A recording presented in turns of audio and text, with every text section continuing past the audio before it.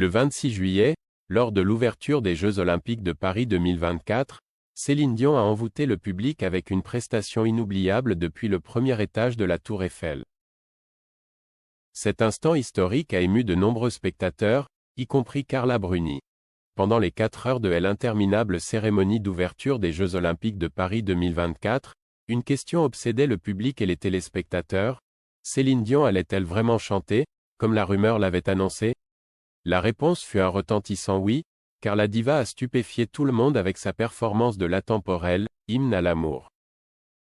Considérant les épreuves personnelles qu'elle a traversées, entre la perte de son mari René Angélil et le syndrome de la personne raide qui l'a fait souffrir, ce retour sur scène, le temps d'une chanson, avait une dimension presque poétique. C'est peut-être pour cette raison que Carla Bruni, comme tant d'autres, a été profondément émue.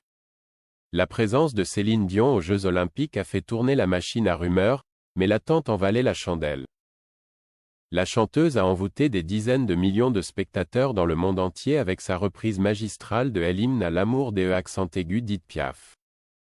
L'impact a été immédiat sur Spotify, où les écoutes de l'interprète de Hymn Live ont grimpé de 36% dans le monde et de 64% en France.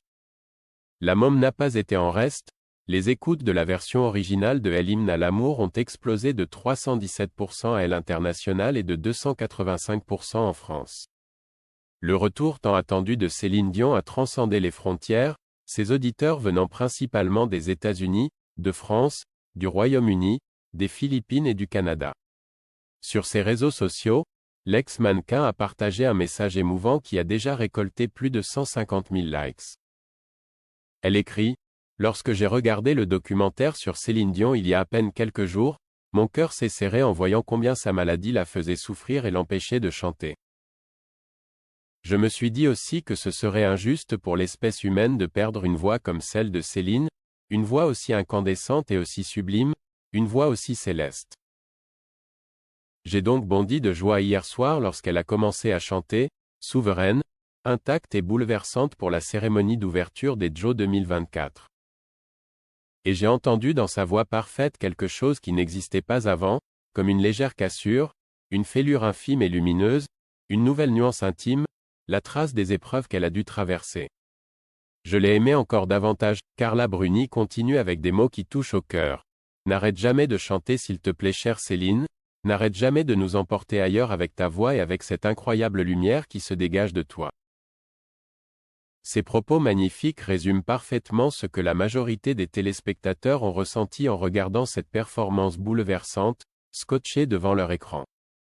Il aura fallu toute une orchestration pour que Céline Dion fasse son grand retour sur scène à Paris.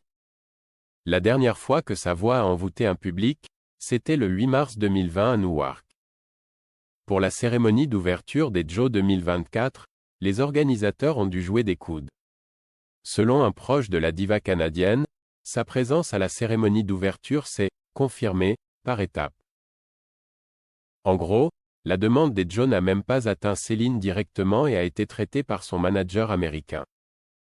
Ce n'est qu'après sa participation aux Grammy Awards en février dernier que la star a vraiment envisagé de reprendre le micro. C'est cela qui a joué en faveur des Jeux, explique une autre source.